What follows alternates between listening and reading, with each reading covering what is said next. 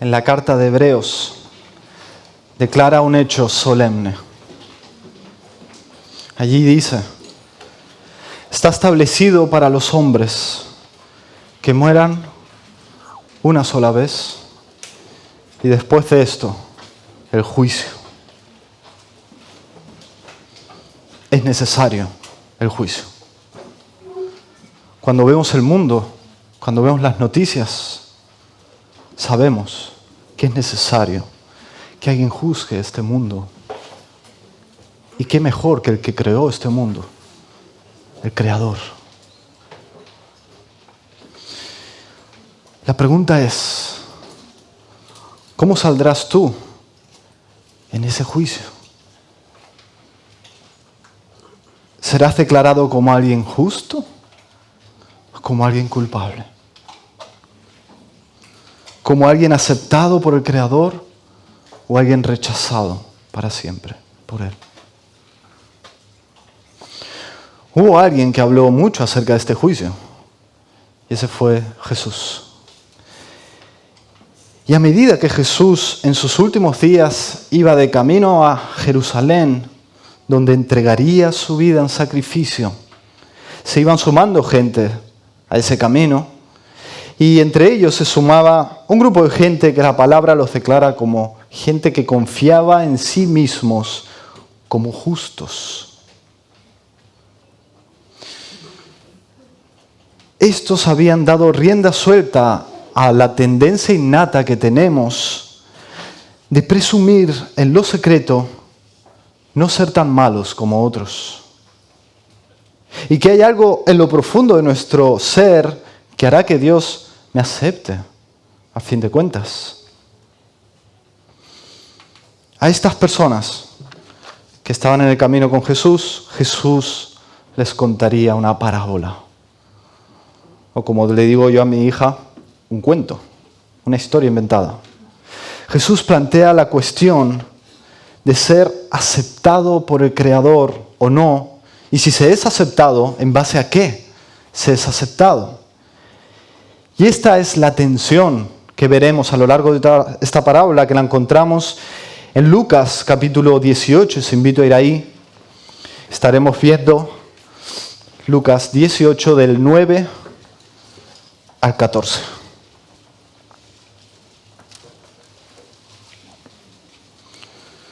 Lucas 18, desde el versículo 9, dice así la palabra de Dios. A unos que confiaban en sí mismos como justos y menospreciaban a los otros, dijo también esta parábola. 2 hombres subieron al templo a orar.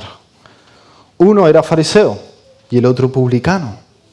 El fariseo, puesto en pie, oraba consigo mismo de esta manera: Dios, te doy gracias porque no soy como los otros hombres, ladrones, injustos, adúlteros, ni aun como este publicano. Ayuno 2 veces a la semana, doy diezmos de todo lo que gano. Mas el publicano, estando lejos, no quería ni aun alzar los ojos al cielo, sino que se golpeaba el pecho, diciendo: Dios, sé propicio a mí, pecador. Os digo que éste descendió a su casa justificado antes que el otro, porque cualquiera que se enaltece será humillado, y el que se humilla será enaltecido. Hasta ahí la palabra del Señor. Jesús escoge en esta historia 2 personajes que son 2 polos opuestos en materia de religión. Tenemos en primer lugar al fariseo. El fariseo era de los más religiosos judíos que te podías encontrar. De hecho, sus opiniones eran la pauta a seguir de otros religiosos. Los fariseos eran muy celosos de las leyes y normas judías, pero además especialmente en reglas ideadas por ellos mismos, un montón de reglas. Lo que se llamaba la tradición de los ancianos, y les gustaba ser vistos como esos líderes religiosos prestigiosos.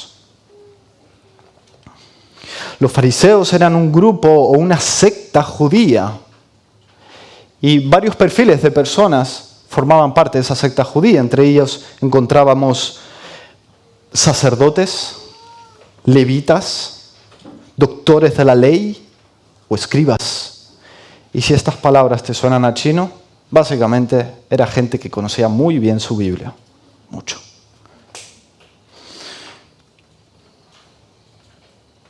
No tenían trato los fariseos con ciertas personas por ser pecadoras al ser comparadas con ellos. Por ejemplo, los publicanos, que es el otro personaje de esta historia que lo tenemos allí. El publicano era un judío que recaudaba impuestos. Y a lo largo del Nuevo Testamento se da claro que tiene una connotación negativa el publicano. Y no es porque trabajar en Hacienda sea pecado. Tranquilo, no pasa nada si trabajas en Hacienda. El problema es para quién recaudaba impuestos. El publicano era un judío que agarraba el dinero de los judíos y lo daba a nada más y nada menos que a César, que era el estado invasor del pueblo de Dios, de los judíos. Por lo tanto, para un judío, ver a un publicano era ver a un traidor. Este hombre es un traidor de la nación, del pueblo de Dios. Los publicanos eran tan inaceptables que Jesús fue hasta cuestionado por tan solo comer con un publicano. Por lo tanto, estamos ante el fariseo, que era un crack en materia de religión, y el publicano, que era alguien con una reputación realmente tóxica, ¿no? Como se diría en las redes sociales. De esta manera, con estos dos personajes se inicia la parábola, y ambos fueron a hacer lo mismo al templo, a orar. Pero examinemos ahora cómo Jesús va a mostrar a estos que, recordemos que le está hablando a una gente que confiaba en sí mismos como justos.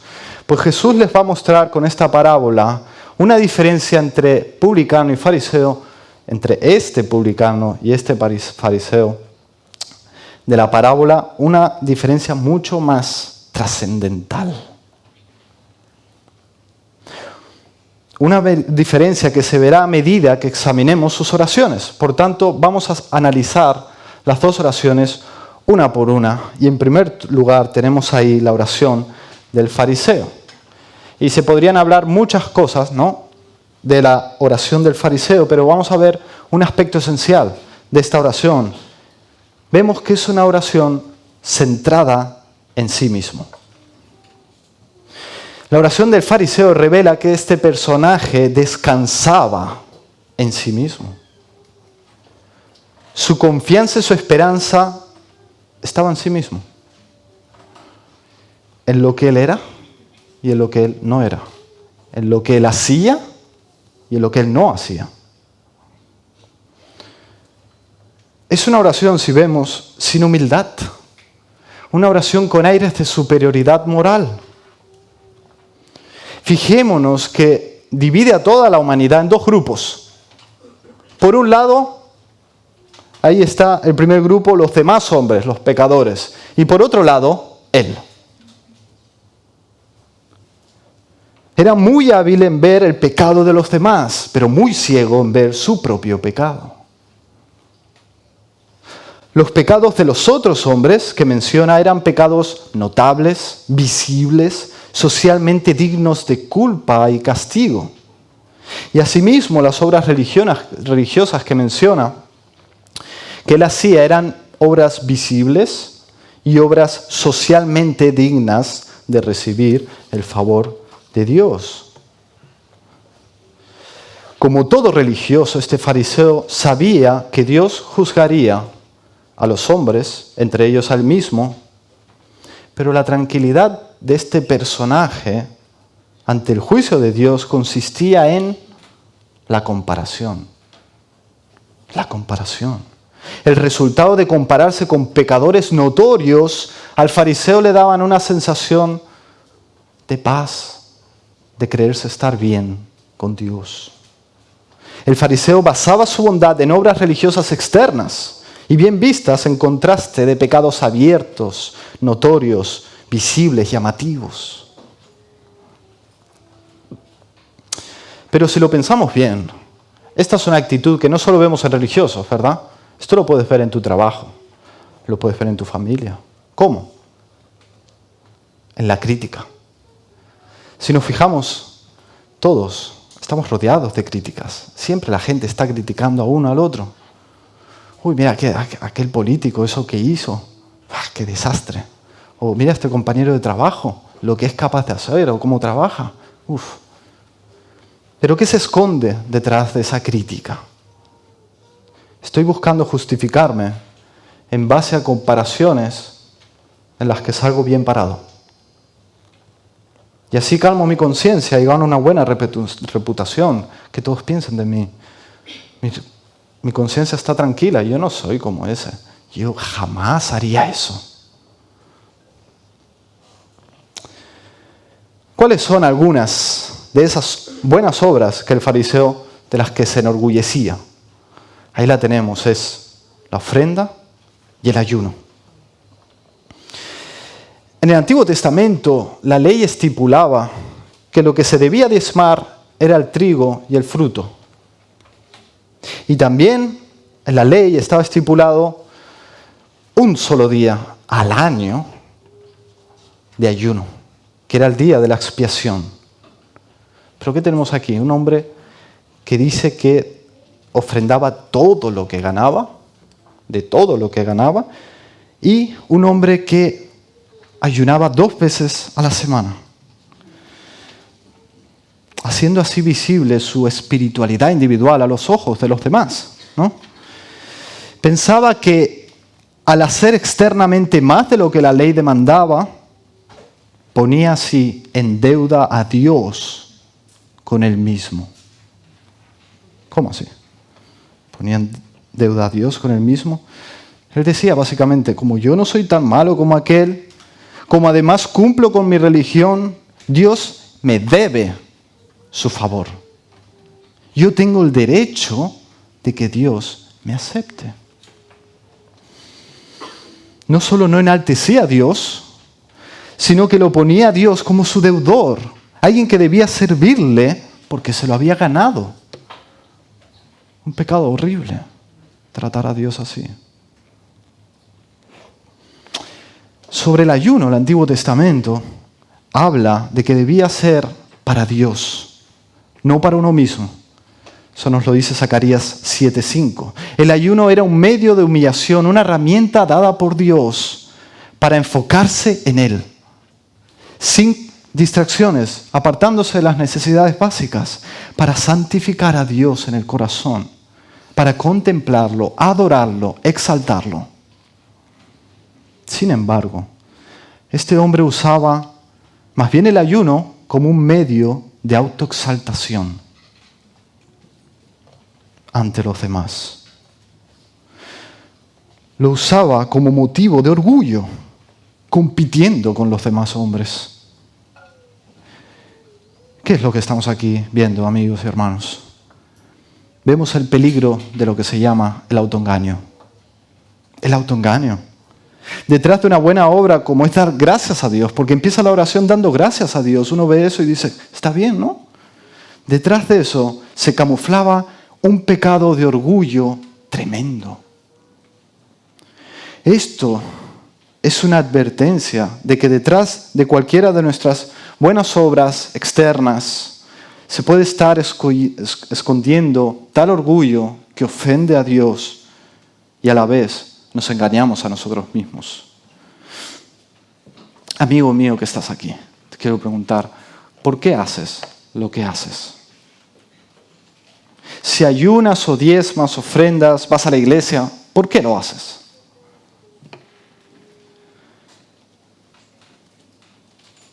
Si no robas, no tratas mal a los demás, no dices malas palabras o no haces aquellas cosas vergonzosas que los demás hombres hacen, ¿por qué lo haces? O mejor dicho, ¿para quién lo haces?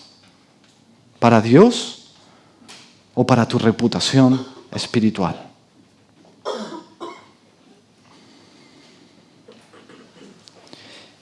Fijémonos también lo que no hay en esta oración. No hay confesión de pecado. no hay confesión de necesidad. Este hombre pensaba que no necesitaba arrepentirse de pecados como el publicano, aquel malvado y notorio pecador que estaba ahí sentado detrás. Más bien el fariseo parece que le esté pidiendo a Dios que lo tiene que aplaudir por ser un creyente tan ejemplar. Pero a todo esto nada habla del amor de Dios, ni de la alabanza debida a su nombre. Nada. Piensa que Él mismo es digno de alabanza. Y el amor que se tiene a Él mismo sería un amor a sí mismo muy envidiado en muchos predicadores actuales de la autoestima. Estaba tan ensimismado que hasta la oración iba dirigida a Él mismo. Por lo tanto, técnicamente no era una oración. La Biblia de las Américas, versículo 11, traduce diciendo que oraba para sí. No oraba para Dios, sino para sí mismo. Esto nos indica que en este hombre no había una conciencia real de un Dios real. No la había. No la había. Aseveraba, como todo fariseo, la creencia en Dios. Pero en su intimidad y en su conciencia no había Dios. Estamos ante un estado peligroso. A este hombre lo escucharías hablar de Dios. Él te explicaría milagros que Dios hizo, con mucho detalle. Te diría que Él es el creador, el que todo lo sostiene. Te diría que Él es el que provee el pan a la mesa, que Él lo provee todo. Este es un perfil de persona que si tú le preguntaras, oye, ¿necesitamos a Dios? Él te diría, sí, claro que necesitamos a Dios. Tú necesitas a Dios, yo también, todos necesitamos a Dios. Pero en su corazón, él no creía que necesitaba a Dios.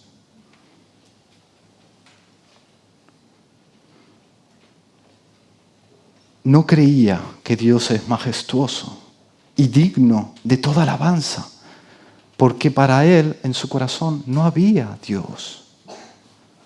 Hebreos 16:6 nos dice, sin fe es imposible agradar a Dios, porque es necesario que el que se acerca a Dios crea que le hay. Básicamente lo que está diciendo es algo sumamente lógico. Si te acercas a Dios para hablar con Dios, debes creer que Dios existe. De verdad, lo debes creer. Este fariseo oraba consigo mismo porque no tenía esa fe que salva.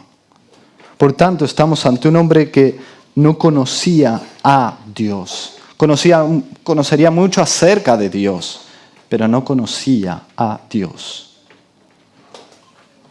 Por tanto, extrapolándolo un poco a la actualidad, a este lado de la cruz, tenemos un hombre que iba a la iglesia, tenemos un hombre que desde hace años leía su Biblia, tenemos un hombre que desde pequeño fue enseñado bien en las cosas de Dios, externamente era bastante correcto comparado con la mayoría, no era injusto con nadie, no se acostaba con quien no debía, no robaba, no estafaba, ofrendaba más que el diezmo, incluso hacía ejercicios espirituales y a menudo. Pero este hombre no tenía a Dios. Tendría un Dios hecho a su medida. Sin embargo, no conocía al Dios verdadero. ¿Por qué? Porque su confianza ante el juicio venidero no estaba en Jesucristo, sino en la buena racha que llevaba últimamente y en lo bien parado que salía comparado con los otros hombres. Pero ojo, no solo no conocía a Dios, no se conocía a él mismo tampoco. La visión que tenía de él mismo era una visión ilusoria. Una visión del mismo que no le causaba la más mínima preocupación, ni ningún dolor de cabeza. Estaba cómodo y bien consigo mismo, porque en esa búsqueda de reputación religiosa no venía con honestidad a la palabra de Dios para ver cuán horrible era el pecado de su corazón. Nunca es tan peligrosa la situación de una persona que es insensible a la cara real, verdadera del pecado en su corazón. Nunca un estado tan peligroso Pero veamos ahora al publicano. Míralo allí lejos, a cierta distancia, sin ni siquiera alzar sus ojos al cielo y golpeándose el pecho, rogando a Dios para que se compadeciera de él, pecador. El fariseo vino a orar por cumplir. El publicano vino a orar por necesidad. En el publicano no había un deseo verdadero de venir a Dios. Sin embargo, en el fariseo no había un verdadero deseo de venir a Dios, pero en el publicano sí, pero a cierta distancia, porque tenía una viva conciencia de la gravedad de su pecado. La actitud del publicano, a diferencia del fariseo, era una actitud humilde. Y esta palabra hoy, la palabra humilde, a veces no escuchamos el futbolista tal tuvo una crianza humilde, ¿no? Dando a entender que de pocos recursos, ¿no? Así como que viene un poco de la pobreza, ¿no? Pero no es a eso a lo que nos referimos con humildad, sino esta humildad es la actitud del corazón, todo lo contrario a la actitud de la soberbia del fariseo. Y esa distancia del publicano nos muestra su desinterés de ostentar alguna virtud en él. Su golpe al pecho también sugiere su desprecio aún a sí mismo a causa de su pecado. Mientras el fariseo alzaba todas sus virtudes y logros religiosos a los ojos de los demás y ante Dios mismo, este hombre ni siquiera alzaba su vista al cielo por sentir su total indignidad. Esta actitud era una copia de aquella que tuvo Esdras cuando oró. Dios mío, confuso y avergonzado estoy para levantar, oh Dios mío, mi rostro a ti, porque nuestras iniquidades se han multiplicado sobre nuestras cabezas y nuestros delitos han crecido hasta el cielo. Esdras 9:6. Como el súbdito que viene ante el rey que ofendió, este publicano venía encorvado, humillado, sin exhibir nada en él, sino confiando y esperando en la compasión de ese rey para que lo perdonara. Su esperanza de ser aceptado por Dios no estaba en sus logros, no estaba tampoco en pensar mis pecados no son tan graves como aquel. Su esperanza más bien estaba en aquel que puede perdonar al que viene y confiesa abiertamente sus pecados a Dios. Ahí estaba su confianza. Fijaros que este hombre se etiqueta a sí mismo. Se pone un nombre, se califica a sí mismo como pecador. Pecador. Imagínate, no como alguien no tan malo o alguien que puntualmente peca, no. Imagínate en un lago, pero no de agua, sino de crudo, de petróleo, de eso asqueroso. Y vas con tu hijo, vas a pescar, y estás ahí pescando, y pescas un pedazo de atún, así, de estos que cuestan un dineral en el mercado. Y tú al principio todo contento, pero luego lo examinas, está todo sucio, por fuera, por dentro. Ese atún no vale nada, absolutamente nada en el mercado. Así se veía este hombre. Podía hacer obras religiosas muy notorias y visibles y aceptadas por los demás, de valor para otros, pero salían de su corazón, que estaba sucio, que todo lo ensucia. De dentro del corazón sale, decía Jesús, de dentro del corazón sale lo malo. El publicano no echaba las culpas de su bancarrota moral a nadie más que a ese corazón suyo, que golpeaba reconociendo que debía ser golpeado por Dios. No buscó calmar su conciencia culpable echando las culpas a los demás. Este hombre estaba realmente abrumado por su pecado. Y como comenta Ryle, se golpeaba el pecho como alguien que sentía más de lo que podía expresar. Pero Jesús en esta parábola sintetiza a la perfección el ruego de este hombre. Dios, sé propicio a mí, pecador. Hermanos y amigos, el arrepentimiento verdadero conlleva dolor. Conlleva dolor, dolerte por tu pecado. Y tú a lo mejor dices, sí, claro, no, sí, claro, no. Seguro que te ha pasado que compartes el Evangelio con alguien, ¿no? Y que le hablas y que estás intentándolo convencer de su pecado. Y al final ese hombre o esa mujer te dice, sí, claro, no hay nadie perfecto en este mundo. Todos en alguna manera hacemos algo malo, claro, sí, claro. Pero no le duele. No le importa haber ofendido a ese Dios tan bueno que le da de comer cada día, que le da el aire, que le da hijos, que le da amigos, que le da tantas bendiciones. No le duele en absoluto. El arrepentimiento verdadero conlleva dolor. ¿Pero qué era lo que provocaba en este hombre esta actitud? ¿Es que acaso este hombre era más pecador que el fariseo? No, ambos eran culpables ante Dios, pero el publicano, a diferencia del fariseo, era consciente de la gravedad de su pecado. ¿Cuántos evangélicos fallamos aquí? El perdón que hay en el Evangelio es real, es completo, es por toda la vida de tus pecados. Pero que eso sea así no te exime de verle al pecado su verdadera cara. Hermano, hermana, el pecado sigue siendo grave, sigue siendo ofensivo a Dios y sigue teniendo un potencial para arruinarlo todo.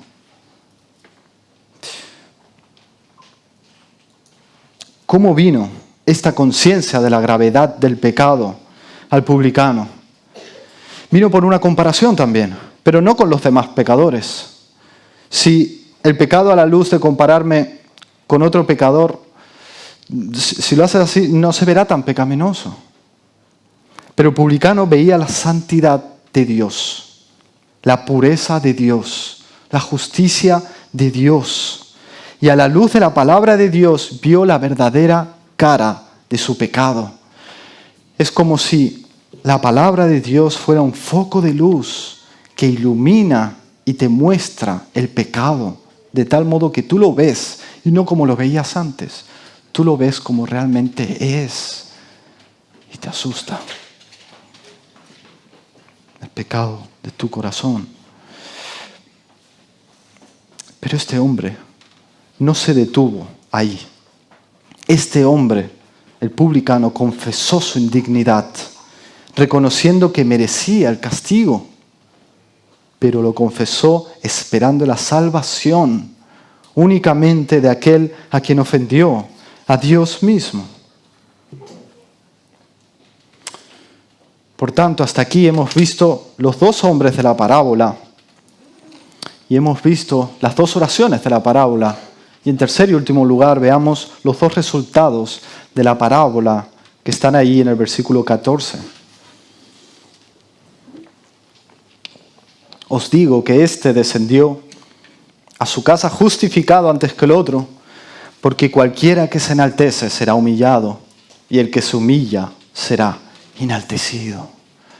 Cuando ese padre del hijo pródigo vio a su hijo venir de lejos, lo reconoció.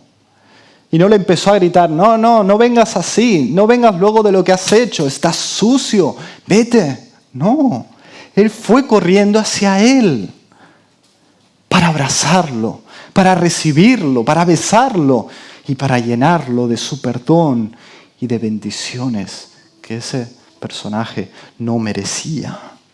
Dios no desprecia un corazón contrito y quebrantado por su pecado. Y la palabra que emplea el Señor aquí es la palabra de justificado. ¿Y qué significa justificado? Significa ser declarado justo. Ser declarado por un juez justo, en este caso por Dios. Pero esto no se debe confundir con otras religiones que te dicen que tú te vas haciendo cada vez por medio de diferentes obras, te vas haciendo cada vez más justo, hasta que un día puedes llegar a ser aceptado, quizá. ¿Quién sabe cuándo? No, es muy diferente. Es que Dios te declara justo. Es un hecho puntual y no admite grados. Ya lo eres. Y no se trata, fijaos que no estamos diciendo que es que Dios te declare inocente, sino que Dios te declara justo. La justificación va más allá de lo que innatamente buscamos. A veces buscamos, Señor, por favor, que ten en cuenta como si esto no lo hubiera hecho nunca. Quita todo esto, borra mis pecados, que sí, que es parte de la verdad, pero no se queda ahí. Se nos adjudica las buenas obras de Cristo. Aquellas buenas obras que Jesús hizo en toda su vida, perfectas, que no transgredió ninguna ley, que cumplió todo lo que Dios pedía. Eso es adjudicado a tu cuenta. Eso es ser declarado justo por Dios. Y es interesante que la palabra que usa es propicio. Y propicio no habla solo de la reconciliación entre dos partes, sino una reconciliación por medio de una ofrenda o por medio de un regalo o un sacrificio. El publicano le pedía a Dios que le fuera propicio. Fijaros lo que dice Romanos 3, 24 y 25. Siendo justificados gratuitamente por su gracia, mediante la redención que es en Cristo Jesús, a quien Dios puso como propiciación. Exactamente la misma palabra en griego que propicio, propiciación. Dios puso a Jesús como propiciación por medio de la fe en su sangre. Amigos, la extraordinaria noticia del Evangelio es que Dios proveyó un sacrificio, un regalo, nos dio un regalo, gracias al cual podemos ser aceptados perfecta, completamente por Dios. ¿Qué es lo que Dios nos dio? Nos dio a Jesucristo, pero más concretamente nos regaló su justicia, sus buenas obras. ¿Por qué podemos ser justificados, es decir, declarados justos por Dios? Porque Dios nos vistió con la justicia de Jesucristo. Y esa justificación no solo queda en un conocimiento secreto de Dios, que yo no sé si realmente he sido justificado, sino que el justificado tarde o temprano experimenta los buenos y dulces efectos de haber sido perdonado y de estar en paz con Dios. Estaréis de acuerdo conmigo que creerse uno bueno y justo está muy ligado a la búsqueda de elogios, a la búsqueda de aplausos, orgullo. Y debido a que Adán y Eva lo que les hizo caer fue el orgullo y lo que convirtió a los ángeles en demonios fue el orgullo, la manera en que uno sea justificado ante Dios no puede ser por medio del cumplimiento externo de normas externas, pues cualquiera que lo haga pecará de orgullo y de soberbia como el fariseo. De modo que la única manera en que el ser humano pueda ser justificado ante Dios al margen del orgullo humano es por las buenas obras y la justicia de otro. No las tuyas, sino de otro, imputadas a ti por medio de la fe. Y de hecho una fe que tampoco es tuya, te es regalada. Somos salvos por gracia. La vida eterna es un regalo de Dios. Y nosotros como cristianos muchas veces podemos caer en estancarnos y en relacionarnos con Dios en base a una ley externa. Y podemos caer en buscar esa aceptación una vez más, habiendo sido justificados, olvidando la purificación de nuestros pecados y buscar esa aceptación, ese amor de Dios por medio de lo que hago, de lo que no hago, por medio de mi obediencia. Pero hermano, la cruz es suficiente. No tienes que agregar nada de cosecha propia. Has sido aceptado por Dios si has creído en Cristo. Lo has sido. Arrepiéntete y cree otra vez en el Evangelio. el Evangelio, creer que Dios ya me acepta y ya me ama, es el motor de la vida cristiana. Eso es el motor de la vida cristiana, la única fuente de gozo y de paz. El publicano fue justificado y el publicano experimentó las bienaventuranzas. Por solo decir 3, bienaventurados los pobres en espíritu, porque de ellos es el reino de los cielos. Era pobre en espíritu, no tenía nada que dar a Dios de él. Bienaventurados los que lloran, porque ellos recibirán consolación. Él lloraba y recibió consolación. Bienaventurados los que tienen hambre y sed de justicia, porque ellos serán saciados. Soy pecador, no tengo nada, Señor, yo te doy mi justicia. Dice el Señor. El publicano fue justificado, el fariseo no. Y Jesús concluye explicando que esto es así porque cualquiera que se enaltece será humillado y el que se humilla será enaltecido. Y con estos dos personajes el Señor explicó a qué clase de enaltecimiento se refería, la actitud del fariseo, y a qué clase de humillación se refería, la actitud del publicano. Aquel que tiene un alto concepto de sí mismo en materia de religión es el que no recibe el favor de Dios porque piensa que no lo necesita. En cambio, el que sabe que no es digno del favor de Dios y reconoce que no tiene derecho de ser perdonado, ese recibe la misericordia de Dios.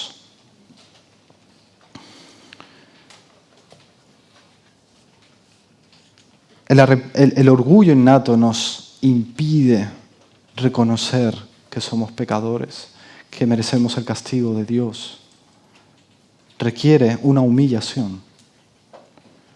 Pero el que no se humille en esta vida por medio del arrepentimiento tendrá que ser humillado por la eternidad. Cuando salga culpable en ese juicio, ya no habrá marcha atrás. Sin embargo, el Señor dice que el que se humilla será enaltecido. Será enaltecido. ¿A qué tipo de enaltecimiento se refiere? ¿Al de los charlatanes estos que dicen, no, que si eres aceptado por Dios, tú te mereces un cochazo y una casaza y de todo? ¿No? Y si no tienes eso, cuestiónate a ver si estás bien con Dios. No, no es eso. No hay mayor posición en este mundo que ser aceptados por Dios. No hay posición más elevada. Eso es lo más alto. Y te iba a decir a lo que puedes llegar, pero es que no puedes llegar. Te pone Dios ahí. El que se humilla será enaltecido por Dios y estarás ahí, aceptado por Dios, siendo tratado por Dios como alguien justo, limpio, puro, fiel.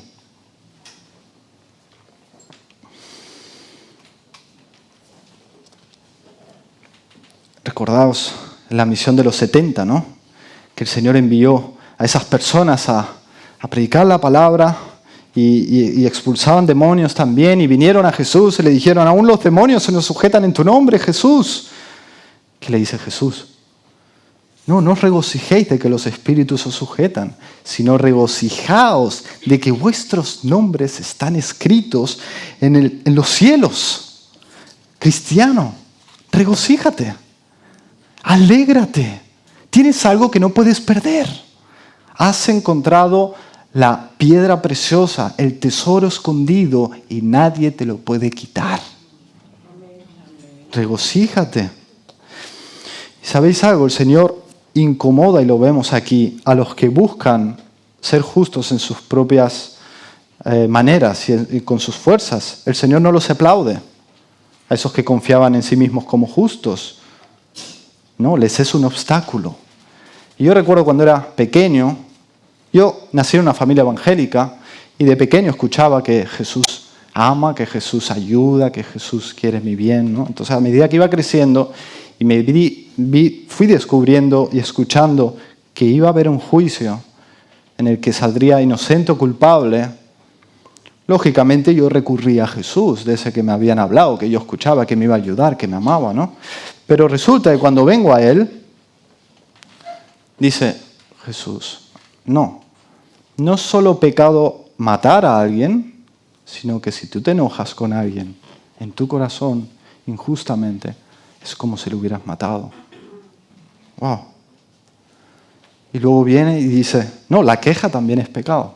Wow. Y la pereza también es pecado.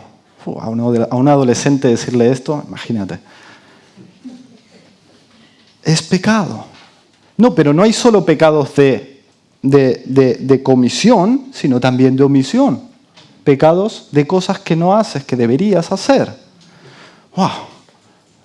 Señor, yo me creí que tú me ibas a ayudar. Yo me creí que tú me amabas. Ayúdame a salvarme. ¿Por qué no me ayudas? ¿Por qué me lo pones más difícil? ¿Sabes por qué? Por amor. Por amor. Porque Dios te tiene que sacar de ese círculo fariseo. Cristo te viene a libertar sacándote, mostrándote, tú no puedes. Tú no llegas. No, es mucho más difícil de lo que crees. Es mucho más difícil de lo que te han explicado tus padres. Es mucho más difícil de lo que oyes por ahí. No te puedes ganar mi aceptación, no por tus medios. Por eso es amor. Por eso ama a Jesús. Porque te lo muestra para que corras a Él. Porque Él sí te lo dará. Esa aceptación, esa justificación. Eso que solo Él te puede dar. Y no puedes tener por ti mismo. Por amor. Por amor. Para ir concluyendo. Pregunto. ¿Piensas que Dios debe pagarte, recompensarte por tu obediencia externa? ¿O eres consciente de cuánto debes tú a Dios por tu pecado interno? Recuerdo hace tiempo que hice un pequeño favor a un compañero en el trabajo, que es catalán, y me dijo, Déu te pague amb molts fills. ¿No? Que quiere decir, Dios te lo pague con muchos hijos, ¿no? Fijaros cómo está en el ADN del ser humano el querer poner en deuda a Dios con uno mismo. Como yo he hecho esto, Dios me lo tiene que compensar. Como tú has hecho esto, Dios te lo tiene que pagar. Dios te debe tratar bien. Pero esto está tan arraigado aún en nuestros corazones creyentes, aún en el hecho de que cuando nos sucede algo malo, nos enfadamos con Dios. Porque pensamos que no merecemos esto. No merezco que me trates así, que permitas esto en mi vida, Señor. ¿Por qué? Cuando reconocemos la auténtica realidad de la gravedad de nuestro pecado, entonces somos conscientes de que lo único que merecemos es el castigo de Dios. Lo único que estrictamente Dios nos debe es el castigo de nuestros pecados. Pero como creyentes, reconocer que no merecemos más que el infierno nos pone en una posición no de andar amargado toda la vida, no, nos pone en una posición de estar agradecidos, asombrados, dando alabanza a Dios, sirviendo a Dios, amándolo y queriendo obedecer como una muestra de gratitud a Dios por ser tan misericordioso, por darme mucho más, por no darme lo malo que merezco y por darme cosas buenas que yo no merezco, muchas, muchas. Como dice un himno, bendiciones 1000, ¿cuántas tienes? Algo así se llamaba. Bendiciones, ¿cuántas tienes? O sea, que son incontables. Quiero acabar con esta frase del teólogo Sproul que dice, es una pregunta, ¿por qué cosas malas pasan a gente buena? Eso solo ocurrió una vez y Él se ofreció voluntariamente. Amén, gloria a su nombre. Vamos a orar. Oh Padre Santo, venimos a ti, Señor,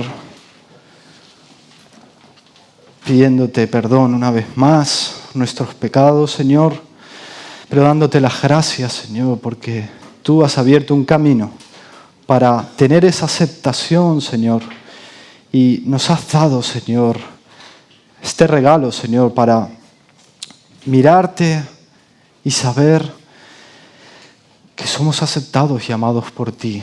Aunque lo que ocurre en nuestra vida a veces no lo entendamos, ayúdanos a creer y a descansar que tú nos amas, que tú nos aceptas.